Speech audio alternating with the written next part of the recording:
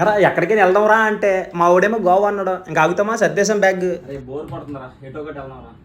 ఎక్కడికి వెళ్దాం? నువ్వు ఎట్టంటే అటు, నీదే టైం. గోవా వెళ్ళిపోదాం. గోవానా?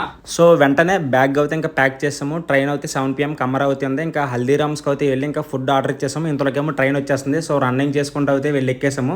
3rd class టికెట్ అయితే బుక్ చేసాము. టికెట్ కాస్ట్ అయితే వచ్చి 1300 రూపీస్. జర్నీ టైం అయితే 20 hours. మార్నింగ్ 11 o'clock అయితే దూద్సాగర్ వాటర్ ఫాల్స్ వస్తుంది. ఇది చూడటం కోసమే మేము ట్రైన్లో జర్నీ చేసాము. అయితే వచ్చేసాము, జస్ట్ రీచ్ అయ్యాము. ట్రైన్ అయితే 2 hours లేట్ అయింది. మా సార్కి అయితే చెప్పాము కార్ పంపిస్తామని, కార్ అయితే పంపించారు.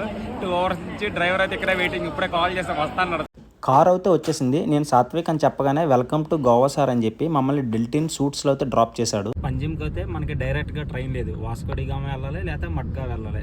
సో మడ్గావ్ నుంచి అయితే మనం పంజిమ్ దగ్గర, అందుకే మేము అయితే మడ్గావ్లో దిగాము. ఇక్కడ నుంచి ఒక 40 kilometers ఉంది, 1.5 hour జర్నీ. ఈ వీడియో చూసిన ప్రతి ఒక్కళ్ళు మా ఛానల్ని సబ్స్క్రైబ్ చేయండి.